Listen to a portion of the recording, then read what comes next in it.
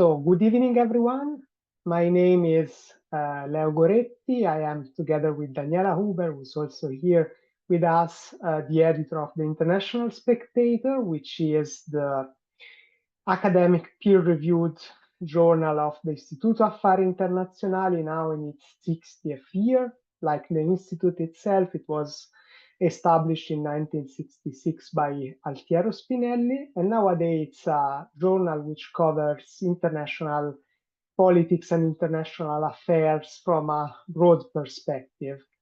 And I'm delighted to be here together with Daniela and Simona Talani, Matilde Rosina, Marianna Griffini, and Gabriele Abbondanza to discuss our latest special issue, which is about populist radical right parties and Europe. The title has this very kind of nice pun about whether this is the right move or not. And we will discuss this later with our panelists. A few thanks are in order beforehand. Obviously, we are really thankful to the guest editors, Simona, Matilde, and Marianna, who puts this together, to Gabriele Abbondanza, who joined us as a discussant, and to Irene Rusconi, who really helped us organize this webinar behind the scenes. The webinar is being recorded, so just bear that in mind. If you want to ask any questions, you can type them in the chat box.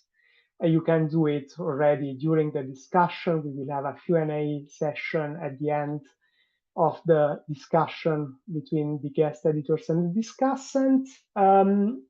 Just a few words about the special issue, which I think is really timely. It really reflects the approach of the journal in the sense that it focuses on several countries, chief among them, obviously, as you can imagine, Italy, due to our current government. But Italy here is seen basically as a case study, as long as together with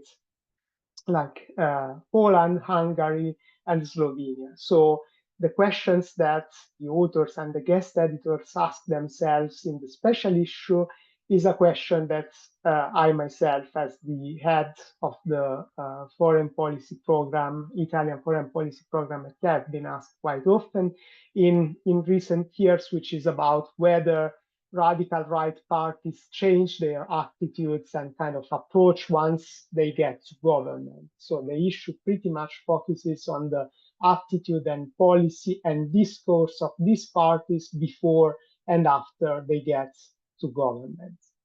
I'm not going to say anything else now because I want just to leave room for the guest editors and the discussants.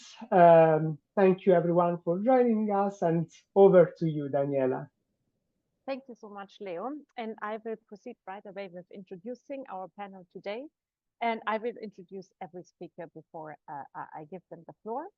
To introduce the special issue and the research questions of this special issue, first of all, Matilde Rosina will do this. She is a lecturer in global challenges at Brunel University in London, and she's also a visiting fellow at the London School of Economics.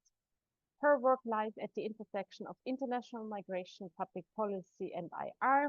Specifically, she's interested in the governance of irregular migration with a focus on deterrence, the criminalization of migration, and the relationship between migration, foreign policy, and IR. Indeed, she has just published a book on the criminalization of irregular migration in Europe. Previously, Matilde was deputy head of the Center for Italian Politics at King's College London, of which she remains an affiliate. Matilde, the word is yours. Thank you very much, Daniela, for the kind introduction. And just before starting, hi everyone, thank you for being here. And I would just like, on behalf also of Marianna and Simona, to thank Leo and Daniela for supporting us throughout the publication of the special issue, to all our authors, and to Gabriele for agreeing to be a discussant today. So I just want to start by taking you back to October 2022, and it was actually a pivotal moment because for the first time, Italy, since the Second World War, Italy elected a government that was led by a populist radical right party, Fratelli d'Italia. It was also the first time that in Italy's history that a woman became prime minister. Now, this raises key questions, not just for Italy, but for Europe more broadly, about how populist radical right parties, how their policies and how their discourse actually is affected by being in power or in opposition. And indeed, very often we see that populist radical right parties, or PRR parties for short, they are often very critical of the EU and its policies before winning power, but then their position often changes dramatically once they are in government. And so the special issue really was born out of the desire to explore these questions. And in it, the core research questions are, the leading research questions are, first of all, does being in power affect populist radical right parties' discursive and policy stances? And if so, how? And specifically, how do these parties deal with the EU? How do they frame the EU? How do they engage with the EU before and after winning the elections? And we examine these questions throughout the special issue by looking at a range of case studies that cover Southern, Central, Eastern Europe. So they cover Italy, Hungary, Poland, Slovenia, but also a range of policy issues. So the policy issues range from migration to foreign affairs and gender. And we also cover a number of critical junctures in Europe's history of the past 15 years, including the global financial crisis and the COVID pandemic. So I will stop here for the time being, and I will leave the word to the next speakers. Thank you so much, Matilde. I will then turn to Simona Talani, who is Professor of International Political Economy at King's College in London. She is editor of the five-break series on the politics of migration and citizenship, and founder and director of the Center for Italian Politics. She is also director of the Sean Money Center of Excellence for Relations between the EU and the UK at King's College. She has also been a visiting professor at the Kennedy School of Government of the University of Harvard. Amongst her most recent books are The Migration Question, published with Matilde Rosina, and The International Political Economy of Migration in the Globalization Era. Now, Simona will turn more to the academic debate on populism and how the special issue sits in that debate. The floor is yours. Thank you very much, Daniela, for the presentation. So I will just give you an overview of what we decided to tackle in the introduction of the special issue, and which I think is a leitmotif for the rest of the papers, because talking about populism and populist right-wing parties means actually also having an idea what populism is, because on the basis of the definition of populism, then you can have different consequences in relation to their attitude, the attitude of populist right-wing parties in relations to Europe, but also in relations to many other issues, including migration, which is actually our topic, and then foreign policy and gender, as Matilde was outlining. So the reality is that the definition of populism is not so clear-cut. There is a very thriving debate in academia, and there are very different definitions. So I, in the introduction, start with some kind of analysis of this definition from the oldest one, where basically populism only meant popular agency and popular government, to the more recent ones, which are not related necessarily to right-wing parties at all, neither to any kind of particular position vis-a-vis Europe. And this is, for example, the definition by Laclau, where populism is actually identified with a sort of radical democracy. So it's more or less related to direct democracy. We can actually find some elements of this also in our own political parties, like the Five Star Movement is one of those that actually propose direct democracy to a certain extent, through the use of technological means, like the platform, or the Rousseau platform, which is a way for people to take decisions over the parties or movement, because Five Star Movement started as a movement, and I think it's still a movement, started talking about how their own affiliates can decide over the position of the movement itself. But that it is actually one of the definitions of populism, like direct democracies and radical democracy by Laclau. Other definitions have nothing to do with politics. There are socioeconomic definitions of populism, like, for example, the one that has been proposed by Dornbusch and Sachs, like fiscal fiscal irresponsibility, which again can be applied in some cases also to the countries that we analyze, but it's not necessarily, well, actually in reality could be related to Europe to the extent to which Europe has adopted strict financial or in particular fiscal rules with the Stability and Growth Pact, but it's not necessarily only a case for radical right-wing parties, but also for all kind of, let's say, delinquent countries within the European Union in relation to the Stability Pact and to the fiscal policy. So what is it that we focus our analysis? There are other definitions of populism which are more relevant for the analysis that we make. One of them is the one that is very, very famous, proposed by Mood, and the idea that actually populism is a political ideology, and as such is always pitting one against the other two elements, which are components of this ideology. So on one side you have the establishment, which is by definition corrupted, and on the other side you have the people, which are by definition not corrupted, and are by definition those who should take, the rule of the country. Here, there is also an element of ideology to the extent to which the people, the government itself should do the general will of the people. So again, another element of recalling Rousseau, because again, the general will is Rousseau, like the platform Rousseau that I was referring to.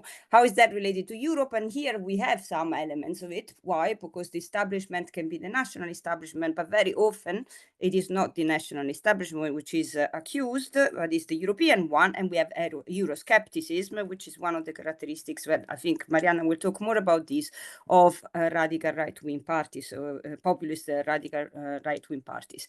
And that is one of the definition of populism that we use in the special issue. Again, this is also contested. There are people who do not believe that populism is an ideology. They have more the idea that populism is a rhetoric or a style of leadership.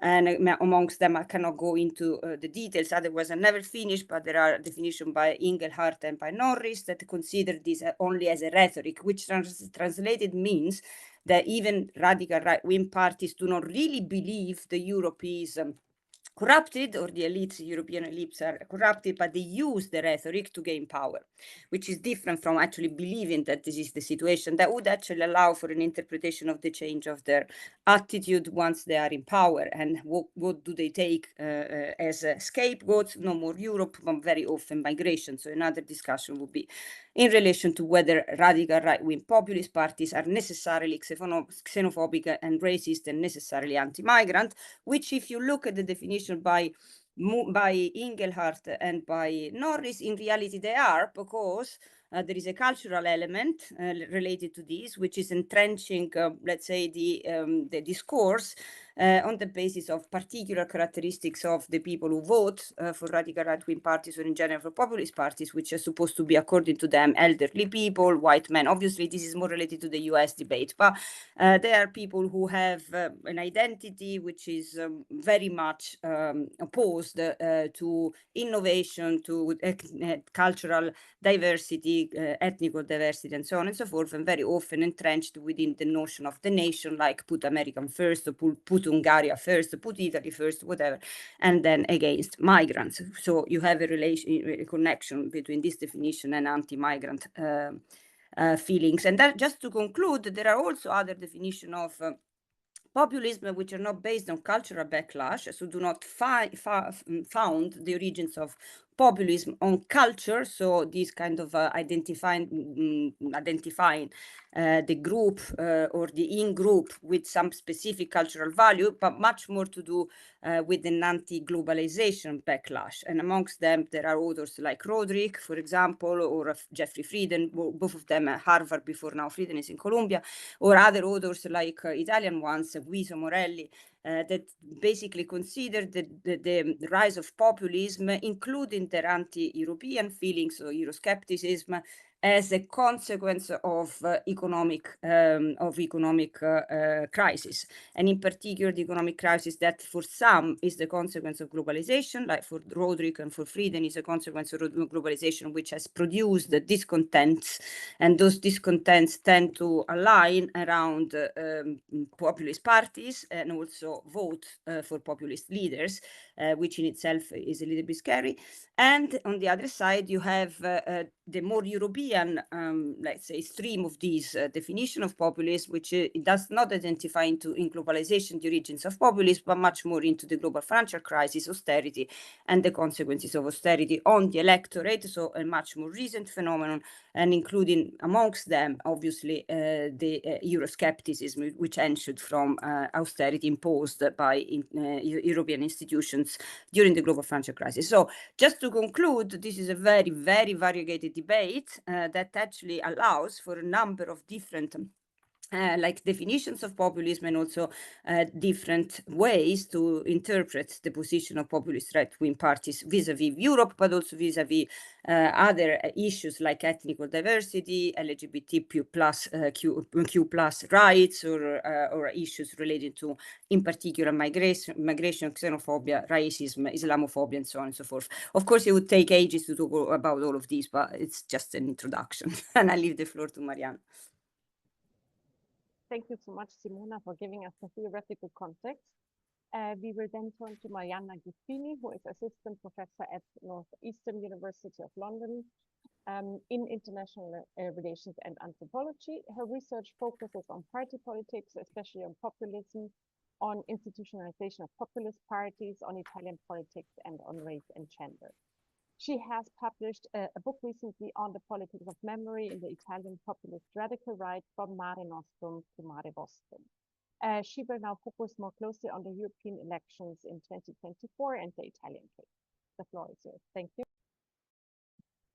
Thank you very much, Daniela, and thank you very much to the International Spectator and the EI and my colleagues and co-editors.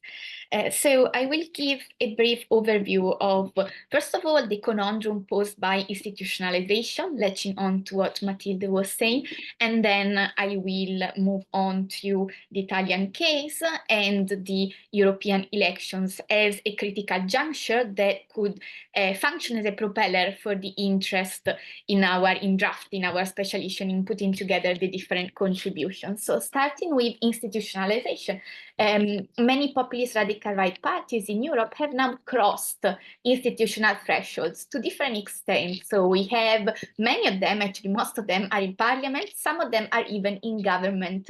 Some case studies can be Italy, Hungary, Poland, and these are covered also in our special issue. The far right has also achieved very good results in other countries, but still the cordon sanitaire hasn't been completely punctured. And I'm talking about France, for instance, or Germany. Still, they have a preponderance of power in those countries as well. Now that they have crossed the institutional thresholds, what do? So they are posed with a dilemma. Either they maintain their faith, their loyalty to their hardcore voters, and they try to keep their ideological coherence within the party. They try to be tied to their origins and symbolism and traditions, or they shift more towards the center or the mainstream. Most of the times they adopt a flickering stance between keeping faith to their own old radical core and instead moving more towards the mainstream. And in the special issue, we cover some particular issues about that can show when political parties in power are radicalizing or moderating, or they are trying to tread a middle way between these two poles.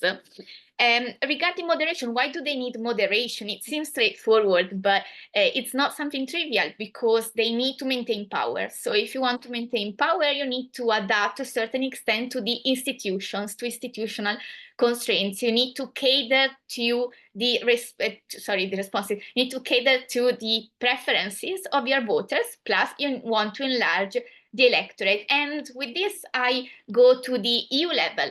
So moderation or radicalization is also a conundrum that is posed to populist radical right parties when it comes to their relationship with the EU. Are they going to adopt a cooperative relationship or not? Are they still going to wage a sort of an internal battle against the EU, like Orban is still doing, or not? In the case of Italy, we can notice that Meloni, so as Matilde was saying, the first female Italian prime minister, and also leading, being the first party, Populist Radical Right Party, that is leading government in Italy, as we've had in the past. Other Populist Radical Right parties joining government, but they were not the majority party in there. So sorry for the diversion. Going back to Meloni, Meloni has tried to strike a balance between the anti-EU sentiment that was characterizing the populist radical right in Italy, but now has been more sidelined and attached to the Lega, Salvini's Lega, so the competitor of Fratelli d'Italia, and on the other hand, being loyal to EU institutions where she plays a key role. Well, she used to play a key role until December, so she used to be the president of the ECR group. And in any case, Meloni needs to tread a difficult balance because she needs to be reputable in the eyes of von der Leyen, in the eyes of the European Commission for the disbursement of the famous National Recovery and Resilience Plan. So there's a very fine balance between appealing to your core voters, being radical, and on the other hand, instead toning down the Euroscepticism and adopting a more critical stance, some call it a Euro-realist stance towards the EU. And probably my time is over right now. If it is not, I'll talk about something more. If you want to have 1-2 more minutes. Okay, that's good. Yeah, so I'll take those 1 or 2 more minutes. Now that we've been talking about institutionalization, right, at domestic level in different states, we've talked about the relationship between the populist radical right and the EU. The last bit I wanted to talk about was this critical juncture, that's the elephant in the room, so the European elections. We didn't see a landslide victory of the populist radical right, as we would have expected. Yet the populist radical right amassed critical gains in some states. For instance, in Italy, they gained most of the votes. In France, the same. They gained many votes also in the Netherlands, in Austria, definitely in Poland, in Slovenia, in Hungary.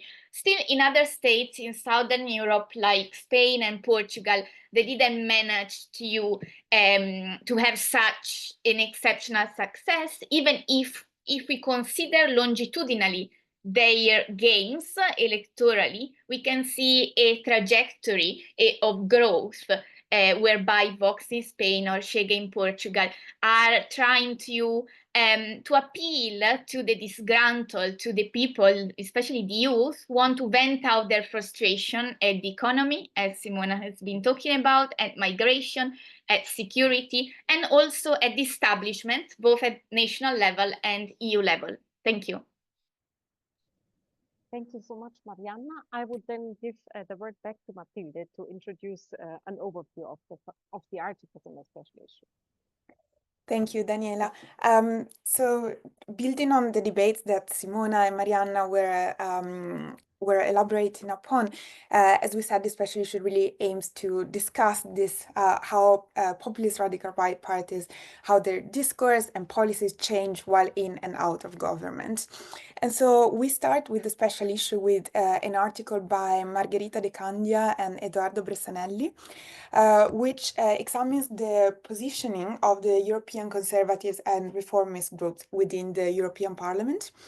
And basically, they examine whether the group supported the majority coalition in the parliament or whether they acted as an opposition group. And what they find is that, surprisingly perhaps, mostly the ECR played a cooperative role. This was most often the case, except on a couple of policy areas, including constitutional affairs, international development, and gender. Moving on, the second paper, Adriano Cozzolino looks at the relationship between populism and technocracy. And these two concepts actually sometimes seem very far away, but actually he argues that they originate from the very same roots, which is namely the crisis of party politics and representative democracy since the 90s. And indeed, this was a critical juncture, he argues, that saw the rise of experts and agencies in policymaking, particularly so at the level of the EU, which basically prompted top-down and expert-led policymaking, but thus also offering to populist parties the opportunity to position themselves as against a Europe of technocrats, basically. We continue the debate around the concept of populism with the next article, the third article by Gianmarco Fifi, who looks at how the label of populist is used by its critics. So what he does is looking at the way in which the Partito Democratico in Italy, center-left party, the way they use the label of populism, populist, in order to warn the public against potential challenges to the status quo, but also to stigmatize unwelcome stances. Next, I will just go very briefly because I'm just mindful of time. But in our fourth paper, we have an article by Nicola Petrovic and Joseph Bilic, in which basically they draw from a number of case studies throughout Europe, covering Hungary, Poland, Slovenia, and Italy, to analyze whether populist radical right parties' visions of history can actually explain their attitudes towards the EU and their foreign policy choices. And they do argue that these visions of history are actually key to understand contemporary choices in foreign policy. Foreign policy is also a key aspect of the next paper, our fifth paper, that is co-authored by Marianna and myself, in which we look at how populist parties, how they position themselves on migration matters in discursive terms. And what we find is that parties with very different political orientations can actually present very similar rhetoric on migration externalization, so basically on agreements with their countries. I'm happy to expand more even during the Q&A if there's interest. In the next paper, Alexander Alexeyev looks at how populist parties construct the notion of freedom in the context of the EU. And indeed, it's quite interesting that many of these parties actually reclaim the term freedom in their names, really. And so the author argues that looking at the case of Poland, he argues that freedom is often employed as an important tool to define national identity, the Polish one in this case. And finally, to conclude, our last article is by Laura Montecchio, and in it she looks at populist party stances on gender. And she looks at the Italian case, and she finds that the populist radical right in Italy doesn't only target immigrants as the external other, but they also depict the LGBTQ plus community as an internal threat to the community through the process of othering.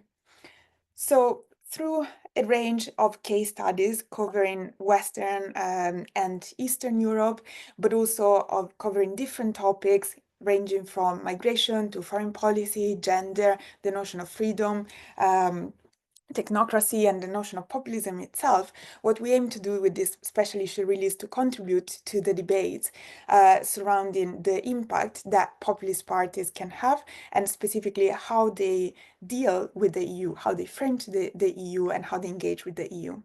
So I will stop here. Thank you. Thank you so much, Matilde, for this very precise overview of a lot of articles. And for sure, there will be further questions, but and you can actually already write questions in the chat box. But before we turn to the questions, we turn to our discussant, Gabriele Abbondanza. Thank you so much for joining us. Gabriele Abbondanza is Marie Curie Fellow at Complutense University of Madrid, and he's also an associate researcher with BI and the University of Sydney.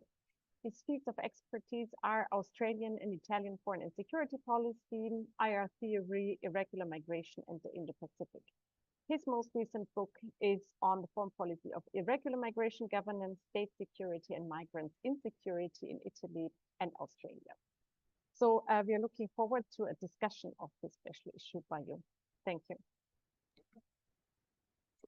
Thanks for the introduction, Daniela. Thanks everyone for being here. Congrats to the editors on the successful special issue publication, and well done on Istituto Affari Internazionali. So what I'll do today is very briefly, because I'm mindful of time constraints. I'll go through the articles, highlight some of the most important aspects, and make just a few comments. I promise, just a few comments. So we begin with the introductory article by Rosina, Griffini, and Talani. I've got my notes here, of course. And this is interesting because it introduces the special issue, which straddles political studies, international relations, security studies, and electoral studies as well. So this is very interesting for everyone with an interest in these diverse but also interrelated disciplines. Now, the introductory article is interesting because it provides definitions, it lays the ground when it comes to populism, when it comes to populist radical right parties, and we know how important it is to get the definitions right in the first place. And to begin with, and this is exactly what the editors do. Then the introductory article does a second important and relevant thing, which is to highlight the usefulness of Italy as a case study. For those who are not extremely familiar with irregular migration, with populism, Italy is a large destination country, is a large global north country. It has a very wide and very varied, both internally and externally, political spectrum, which includes populist parties, as we all know. It's rather influential, both regionally and extra-regionally, when it comes to migration policies, and it's long been considered a policy lab, a policy laboratory. So it is interesting because what we see in Italy, we might see elsewhere. So the key merit of this introductory article is to lay the foundations for the whole special issue, as well as to properly describe one of the most polarizing and prominent features of the 21st century.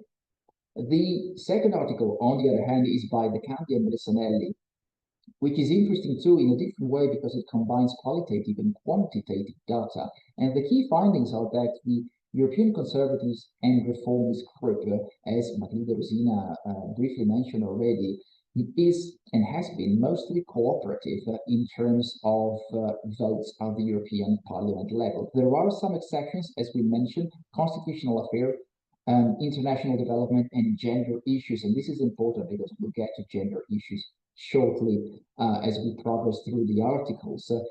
When it comes to migration, though, the ECR shows and displays little internal cohesion. And this is because parties which are members of the ECR tend to vote on the national interest, or rather on the perception they have of the national interest of their countries. So this is interesting because whenever we look at populism, anti-immigration, xenophobia, if you will, we need to remember that very often these are interpreted through nationalist lenses, and this undermines their internal cohesion. Then we come to an article by Cozzolino, which again, Matilde briefly touched on already, which is interesting because it looks at both populism and technocracy at the same time, which is something that hasn't been done very, very often in the literature. And it is also something that applies very, very much to the Italian case study. Now, the author argues that these are both causes and consequences of the crisis of democracy more in general, but the crisis of representative democracies in liberal democracies such as Italy and many, many other countries. And this is interesting because, of course, the relationship between populism and xenophobia is something that often goes hand in hand with Euroscepticism. And so a special issue that looks at Italy and Europe more in general is something that pertains quite closely to all of these topics.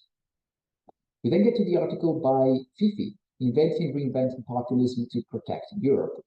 Now, interesting, once again, in a complementary way, we are looking at populism through the lenses of Italy's center left. We usually tend to associate, at least in Europe and North America, populism to the far right.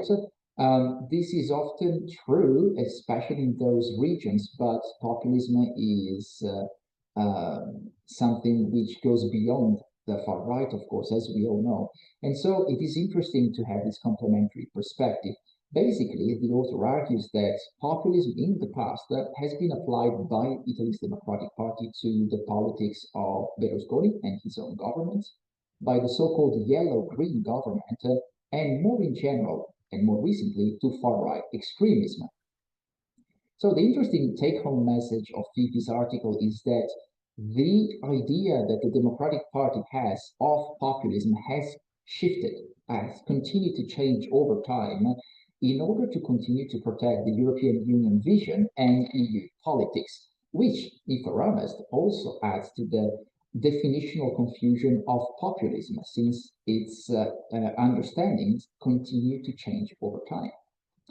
Then we've got an article by Petrovic and Bilic, Why History Matters, Populist Radical Right Governments in the EU and Their Foreign Policy.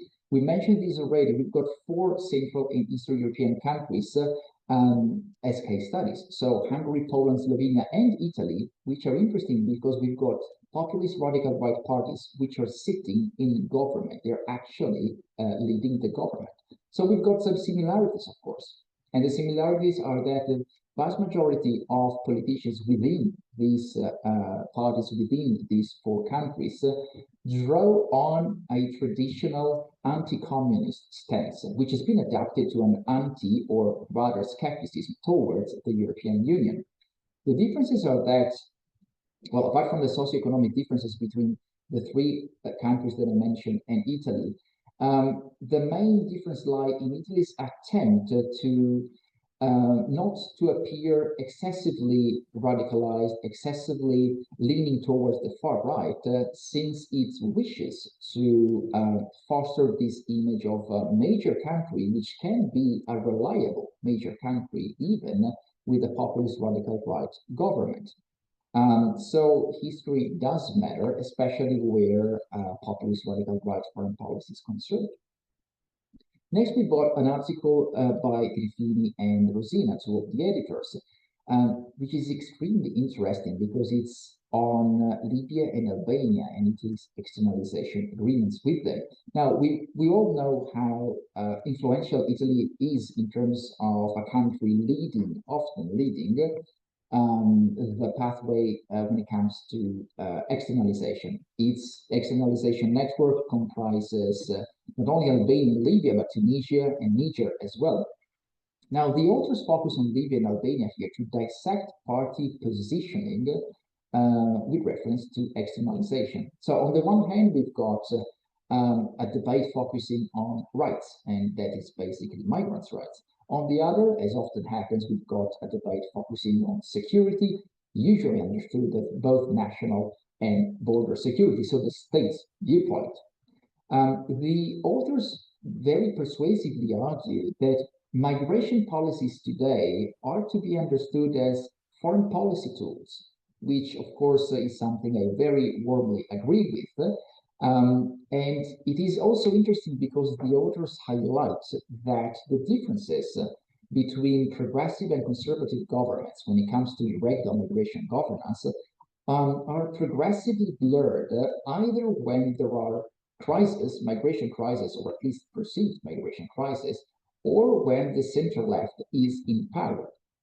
Now, given that the Albania deal that Italy has in place is, if you will, unfolding as we speak, we've got the news from the Constitutional Court, of course, I do warmly recommend this article to anyone who's got an interest in externalization, the offshore processing of migrants. Then we've got the article by Alexei, of course, which is on the idea of freedom and how that can be understood and interpreted from the Polish case study. In essence, the Polish Law and Justice Party has used the label, the concept of freedom to try to curb, to limit the influence that the European Union exerts over Poland, and also to demarcate a line, a symbolic, an intellectual, if you want, line between supposedly free Poland and adversaries of Poland, both domestically and internationally, who are not as free as Poland wishes to be. So in essence, freedom now appears as a concept that is very malleable, is a malleable tool that populist parties can use to define national interest in the case of Poland, but also to serve electoral purposes. We then get to the last article, last but not least, by Montecchio, which is on one of the electoral mantras of the populist radical right: traditional societies and traditional families. This is interesting because by looking at the ZAN bill, which was still born also due to the opposition of the Lega and Fratelli d'Italia, the author looks at the othering process, which targets the LGBTQI+ community on the one hand, but also at the internalization process, which cements, which strengthens the idea of traditional values, traditional societal structures, and all that comes with that. So once again, we have a very topical article because it sort of closes the circle by looking at what the first article, De Candia and Bresanelli, did. If you remember, one of the most important areas in which populist radical right parties always agree is on gender issues. And so this is a nice way of basically detecting that a red thread that links all of the articles of this special issue. So in conclusion, this special issue published by the International Spectator is, I think, an important contribution to our understanding of populism, populist radical right parties, how they work, what their goals are, what their actual strategies are when they are in power, and what ultimately their role is in shaping, or at least in partially shaping, political process that, after all, do partially at least affect our lives. So once again, I'd like to commend the editors and the authors on this excellent job. And like everyone else, I suppose I look forward to the Q&A. Thank you. Thank you so much, Gabriele. And as I said before, I invite everyone to ask questions in the chat box. There are already 2 questions, which I will tell you, everyone, in a second. Just because you already probably saw these questions, and I also have one. I put mine first, so you have some time to also think about that first. So I don't want to abuse my position. I just think it's nicer, so you have some time. My question is a little bit overall about the EU. So what is your assessment in the context of this special issue of what does this actually do with the European Union, right?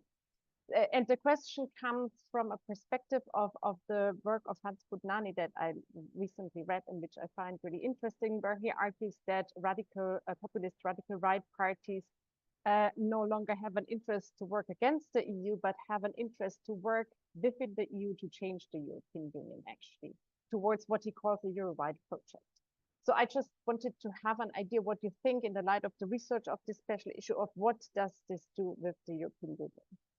And the other question is more recent and goes a little bit beyond the special issue. And the question is, how does this pose maybe these European countries that you have observed, but also the EU more broadly vis-a-vis a US led by the Trump administration? If these questions are too broad, feel free to ignore them. I see that Simona raised her hand. Simona, is it okay if I read the other 2 questions and then I give the floor to you? Yes? Okay. So there are 2 questions, one by Aline Budni, and she says, thank you for this interesting discussion and for sharing the special issue. I wanted to ask a question about the differences you see between the ECR and the other far-right groups in the European Parliament. Now Patriots for Europe and the Europe of Sovereign Nations. Are there actual differences between ECR and those 2 that justify EPP cooperation with them, or is it rather a justification used by EPP to be able to cooperate with a far-right group? So that's the questions by Aline Budni, and the question by Stella. Much has been said about Meloni's growing role in European politics and the fact that the EPP has at times voted alongside the far-right. In what ways do you think Meloni is influencing the European People's Party's agenda? And I think I will give the floor first to Simona, right? I'm unmuting myself. Okay, so not sure, and I actually got your second question. It is about the US, the second question.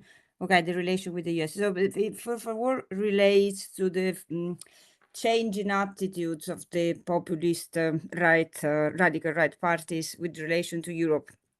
I think it's very much related to the definitions I was giving you before. So if you take you know, like the definitions which have been done, economic definitions for populism, that basically populism is born out of the discontent towards globalization, or if you want in Europe, towards austerity and the policy of austerity which were imposed by Europe.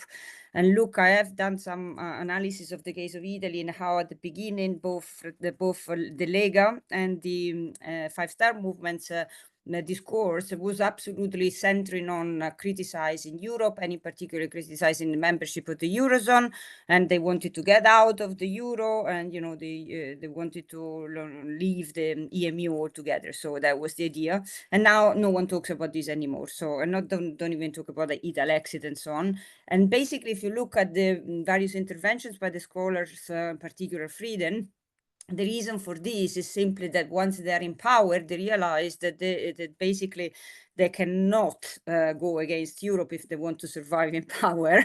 And also countries like Italy wouldn't be able to survive outside of the European Union. So they have to shift the narrative from the anti-European narrative. For some countries, I guess Orban is different, but Orban is not that different in the sense that he talks a lot but does nothing. It's not that they then do anything against Europe. So it's all about, in their case, talking in Italy, they don't even talk anymore against Europe. And the reason is that they realize that it's impossible to leave the European Union, even the Eurozone, and they shift the narrative towards other subjects like LGBT Q+, but even more migrants, for the simple fact that migrants don't vote. And because migrants don't vote, they cannot vote against them, which is actually a very good reason why you would like to attack migrants for all of them, blame the migrants for all of the problems of your own country and all kinds of problems, social, political, economic, terrorism, anything that comes to your mind, because these are not an electorate. These people are not an electorate. And if you look also at the fact that many of those parties, including Meloni's party, are absolutely against extending any political rights to migrants, including, you know, the jus solis, including the 5-year citizenship period, not 5 years to get the new referendum, which is about getting citizenship only after 5 years and not 10 years. They are totally against all of these. The reason is mostly because this allows them to have a scapegoat, which is still not politically determinant, and that these are the migrants. How is that related to the US? I mean, the relation with the US is difficult simply because, I mean, on one side, Meloni has to obviously remain within the European Union context, because as we say, that we cannot survive outside, and even Meloni realized that. And on the other hand, there is I wouldn't say a complete antagonistic relation between the Trump administration, and the EU. I wouldn't actually conceptualize it like this. There is some, you know, skirmish, but not much more. And so they found themselves a little bit in the middle and don't take position, don't take too much of a position. But I wouldn't go over this because I also don't believe that there is actually any real contentious relation between the EU and the US. It's much more Trump being Trump, I think. So that would be my answer to this. And also I have something little to say to one of the other questions, and then I'll shut up, I swear. There was the other question, which let me check it. It was about the second one. The first one I wouldn't be able to answer, but the first, how is Meloni influencing the European People's Party agenda? I actually think it's the other way around. It's Meloni who is actually adapting to the European People's Party agenda by getting more in the center, becoming more moderate, as was already discussed by my colleagues. And that is a necessity. So I wouldn't actually say that it is Meloni that is influencing the PPP agenda. Is the other way around. Is the EPP which is influences Meloni agenda, and Meloni which is taking more and more the positions of the EPP, although she's a conservative, to be able to be welcome to be, you know, considered by the European arena and by the European politicians as part of the moderates, not the radical, because that would limit her opportunities to remain in power, also to have some say in European politics. That would be my answer. Not sure everyone agrees with this. Thank you, Simona. I don't know, Matilde or Marianna. Yeah, I can go, Matilde. You can go later. Okay, thank you very much. I can briefly touch upon the 3 questions, but just to give an overview of what I think about it based on our research. Regarding your first question, so yeah, it seems that the populist radical right wants to change the EU from within, right? As you were saying, also like Kundani was arguing, so they do not want to get out of or away with, right, the EU, but they want to get into the EU and then remold it. So for instance, in our article with Matilde, and maybe is going to expand on it a little bit more later, we found that the EU was used instrumentally by the populist radical right as a source for legitimating radical policies on immigration. And then I will move to the other two questions in the Q&A. Regarding the first question, so I do believe that one of the main distinguishing points between the ECR on one side and Patriots for Europe and ESN on the other side is the stance on Russia. So while the ECR is mainly against Putin and pro-Ukraine, Patriots for Europe and ESN are instead much more critical. So Orban, for instance, is part of Patriots for Europe, and we know that he's not Ukraine friendly. Regarding the influence of the far right on the EPP agenda, yeah, I agree with Simona. So it seems that it is, for instance, Fratelli d'Italia that is adopting, in the Italian case, more mainstream policies, part of the mold of the EPP.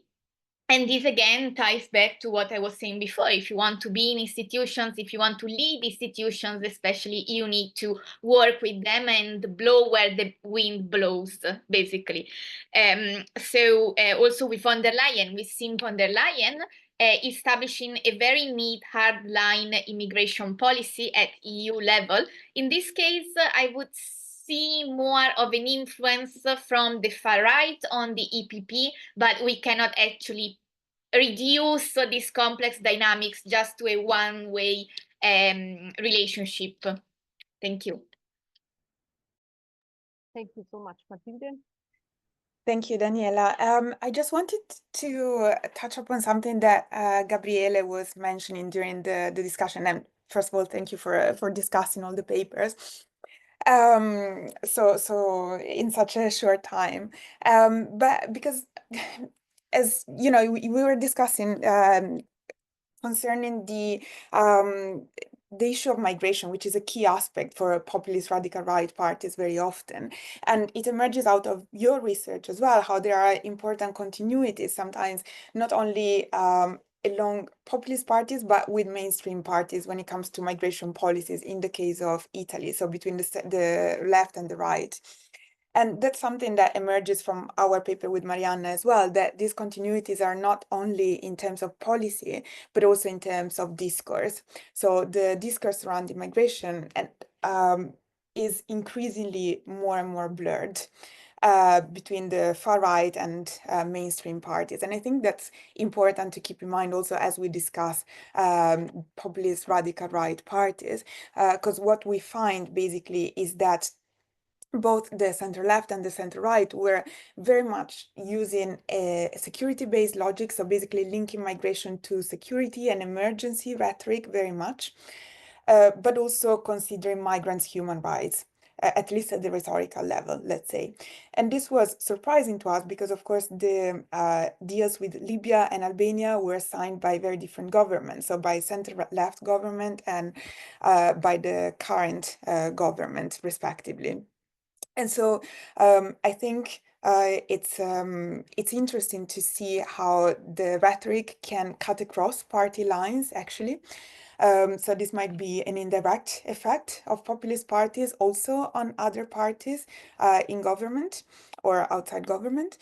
But also in terms, just to pick up on what Marianna was saying, that definitely the EU was used instrumentally by the populist radical right parties to, in a way, sell the Albania deal and to increase their legitimacy by stating that the EU was actually okay with it. So increasing their own legitimacy with that.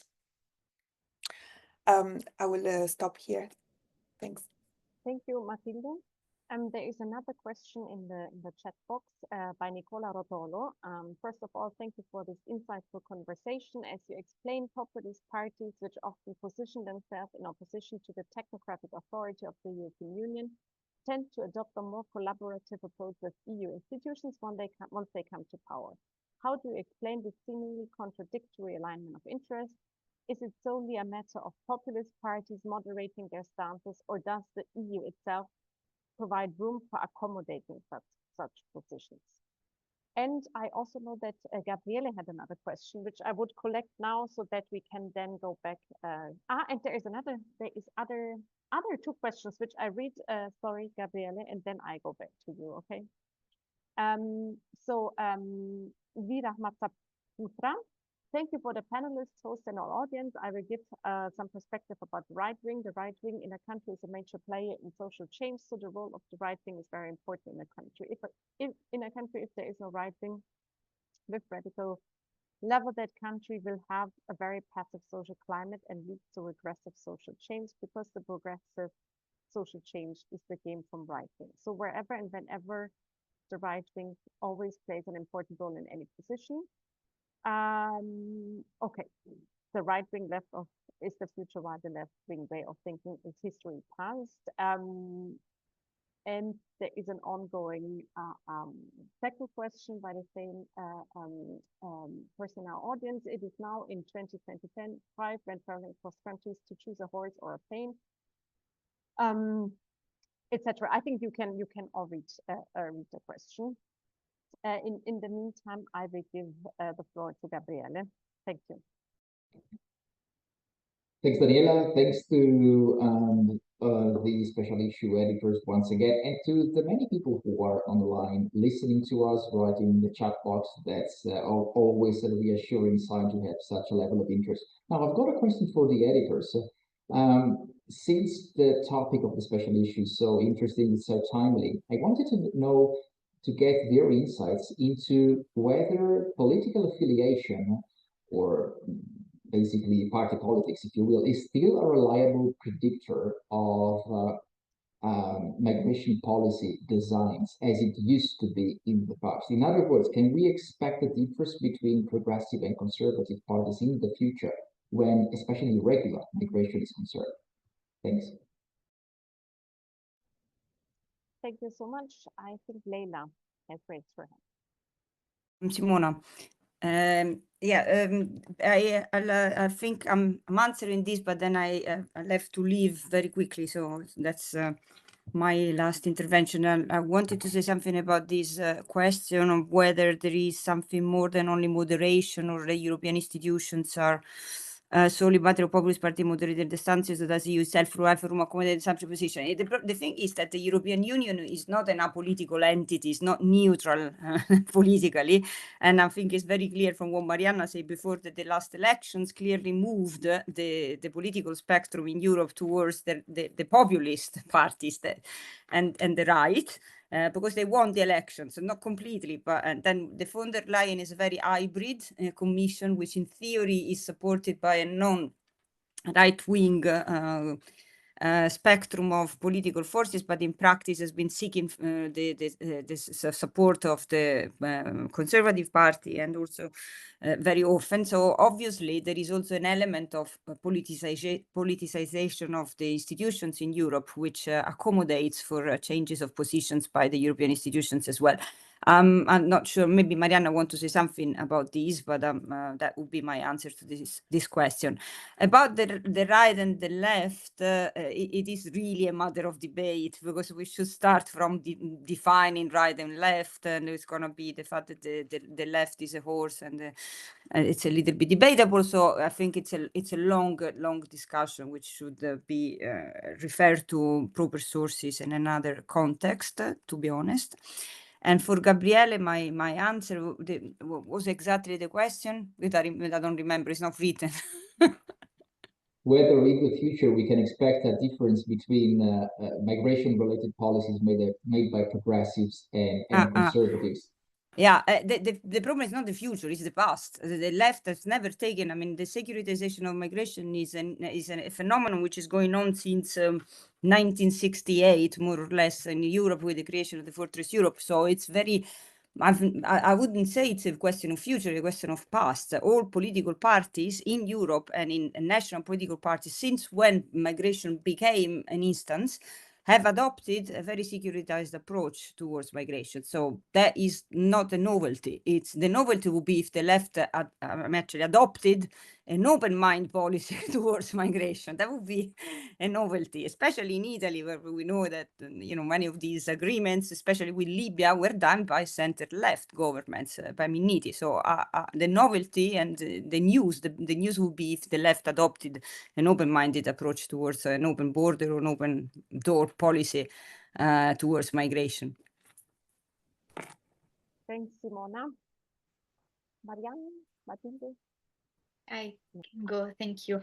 So regarding, starting with the question about left wing and right wing, I agree that's a huge debate, very complex, but just to give my own opinion, I do not think that civic activism or civic engagement or social change can stem only from the right wing that is more future oriented, while the left wing is more oriented towards the past.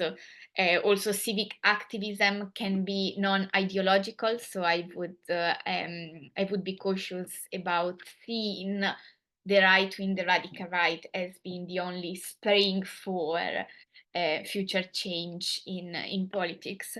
And then regarding so the question, so Gabriele's question, thank you very much also for the discussion, Gabriele. In short, my answer would be no, it's not anymore a very reliable predictor.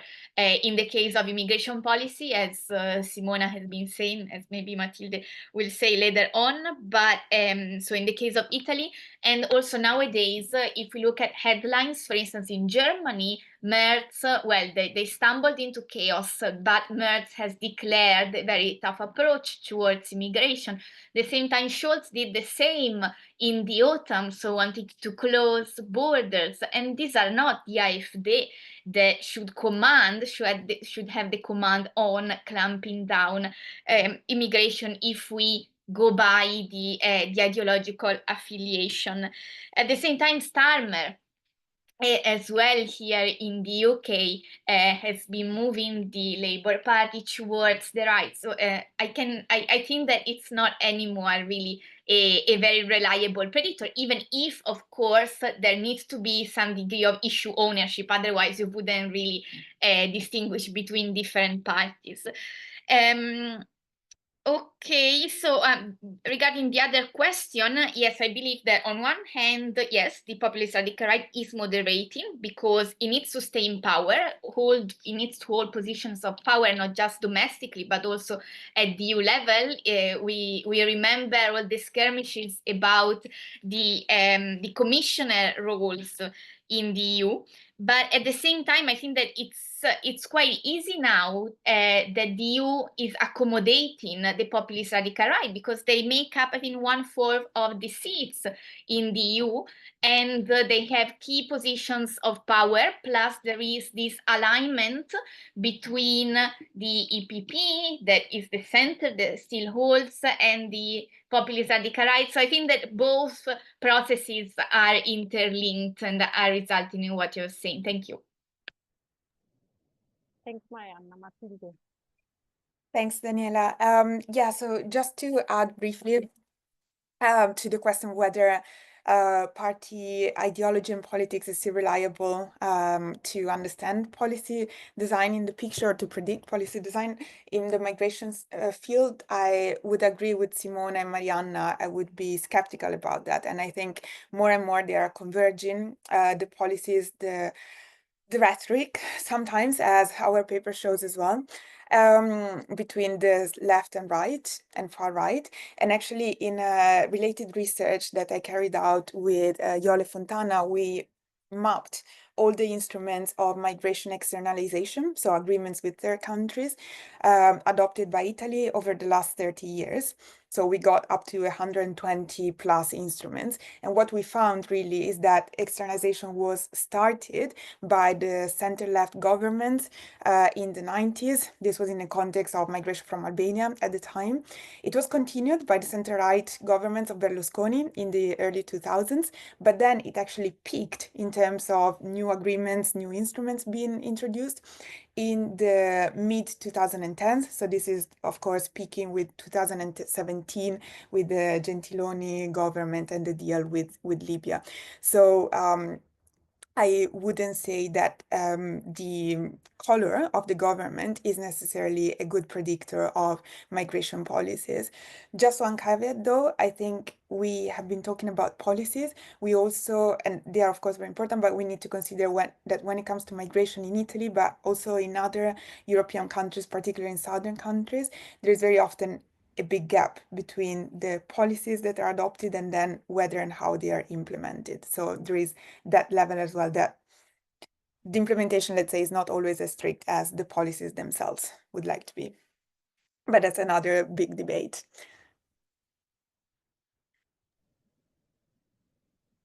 Thank you, Matilde. I see no other questions. So I think we are at the end of this webinar. Thank you very much. I think this has been an excellent debate to look into this issue in all its comprehensiveness. Leo, I don't know if you want to add anything else. No, thanks a lot, Daniela. I just want to mention that a link to the special issue has been put in the chat box. So if you want to read this very timely special issue, you can check it out there. Several articles are in open access. So hopefully, if you haven't already done so, you will enjoy it. And thank you so much. Thank you. Thank Bye. you, everyone. Bye. Thank you, everyone. Goodbye, everyone. Thanks. Bye-bye. Bye. Thanks a lot. Bye.